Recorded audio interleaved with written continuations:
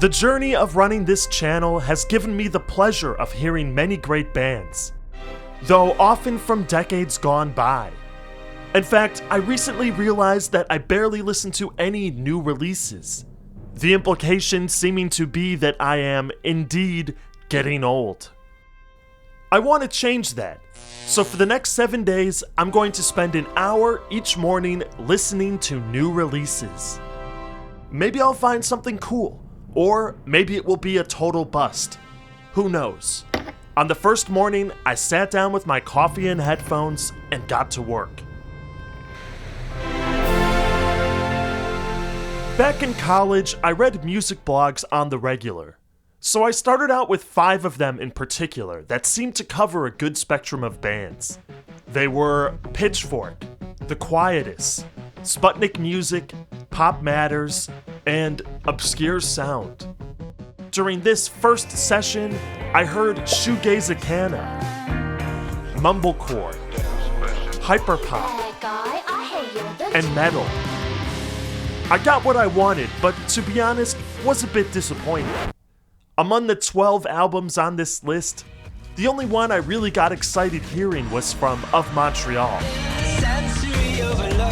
a band I already knew, who was, frankly, so it wasn't really a new discovery.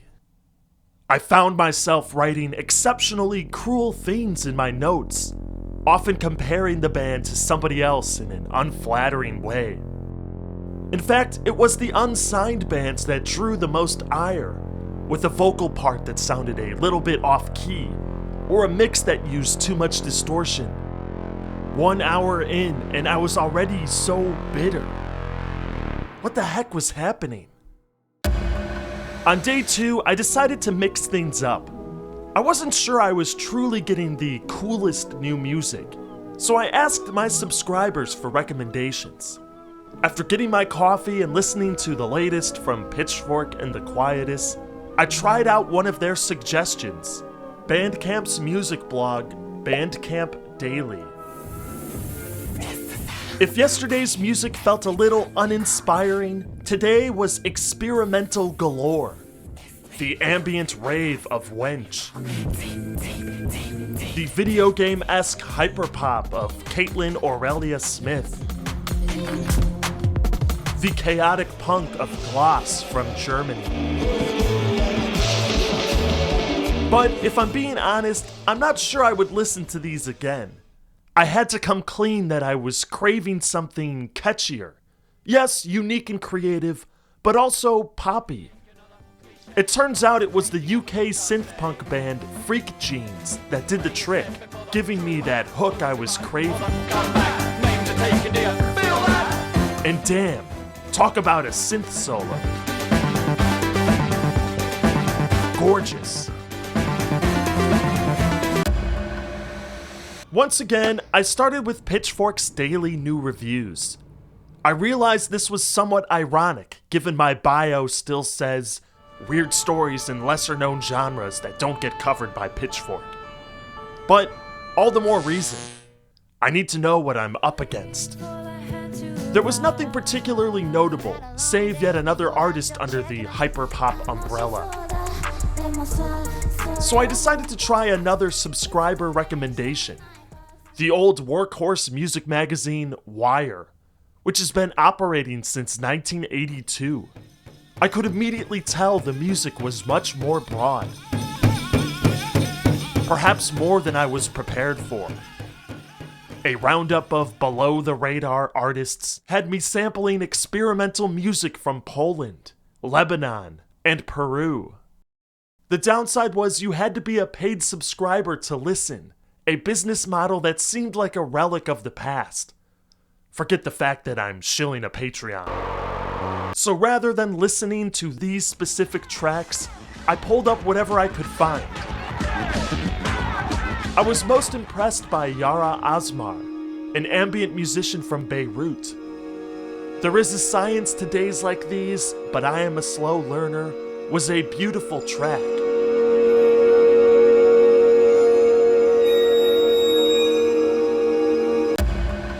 There was a thought in the back of my head since the start of this experiment that was becoming difficult to ignore. It's that music blogs are not what they once were. Websites that once posted several reviews a day were now on skeleton crews. Comment sections were empty. Even Pitchfork, though running strong, felt dated with its lack of an embedded music player. My suspicions were confirmed by some of my subscribers. So on day 4, I took their advice and tried some alternative mediums. YouTube was something I had been avoiding because, ironically, I don't really like hearing people talk about music out loud. I prefer to half read their thoughts while listening to the song. But Mike the Snare was kind of nice because he rounded up dozens of new albums over the course of a few minutes. I just paused when I heard something interesting and looked it up. The new album from Rolling Blackouts' Coastal Fever sounded nice. Next, I made my way over to the Indie Head subreddit. Here, I found myself in a similar rut. Music that wasn't bad, but just wasn't memorable. Finally, I came across Montreal artist Jonathan Personne. It's not that he was completely different, but there was some texture to it. The mix of the song had a definite feel. It's like the album respected that I was taking time out of my day to listen to it, so it set the stage with some synthetic strings and transported me back to a Renaissance fair in the Wild West.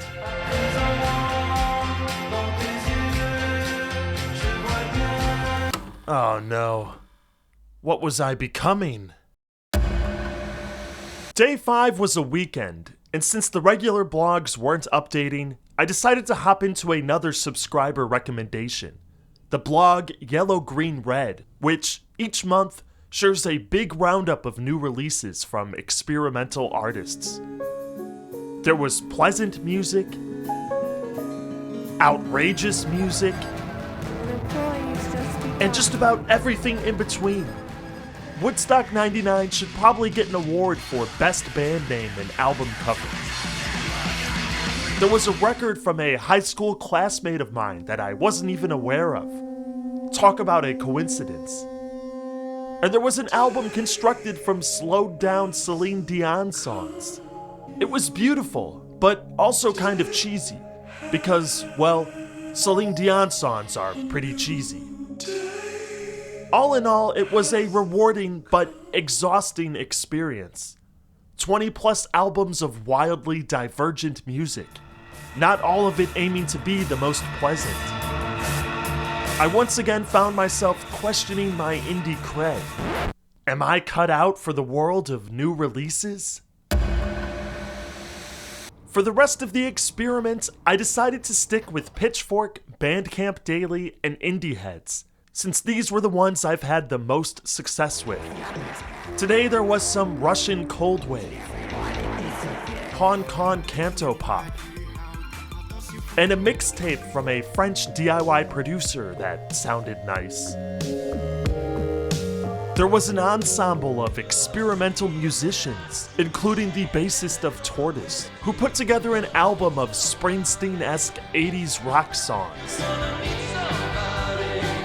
It was actually pretty enjoyable, and funny to think how a genre that was so ubiquitous on American radio and so hated by indie kids may soon be ripe for a hipster comeback.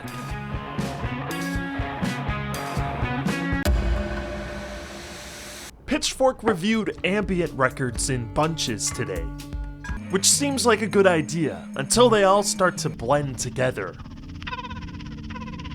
Indie Heads had the usual smattering of safe, slightly quirky indie pop. Although it did seem like, with enough digging, you can find something cool. There was an experimental album from Dawn Richard, who got her start on the MTV reality show Making the Band. So it's pretty cool to see someone like her venture into the wilder side of music, even if it wasn't totally my cup of tea. The Swedish band Goat was re-releasing their debut album, World Music, on its 10-year anniversary. Again, even though it wasn't totally up my alley, I found myself appreciating how much it stood out. There's something to be said for knowing exactly how to brand yourself. And with that, it was over. I'll admit, what started as a fun and exciting activity had become something of a chore by the end. Almost immediately, I found myself tapping into a cruel Simon Cowell-like alter ego. Because you've just invented a new form of torture. Where I once could find the positive in every band, I now found myself simply annoyed. It's not their fault. On the one hand, I think there's something to be said for the increased nichification of music taste, by which I mean preferences getting so specialized you need an algorithm, not a music blog, to show you new releases. On the other hand, I think I can also attest to some universal rules on what makes one album more likable than another. When the artist showed some self-awareness, clearly defining themselves through their name and imagery, and had some fun with it, as though they're acknowledging that they're putting on a show, that's when I was most receptive.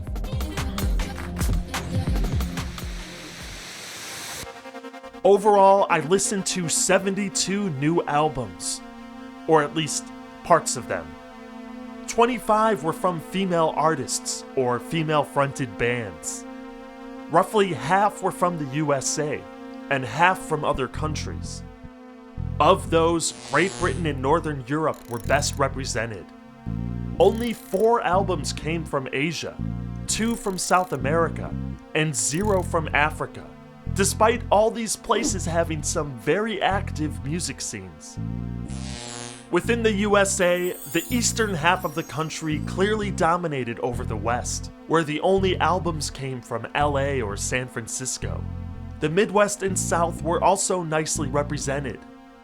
If bands previously felt they needed to be in a major music hub like New York or LA, this small sampling of album reviews would seem to imply otherwise.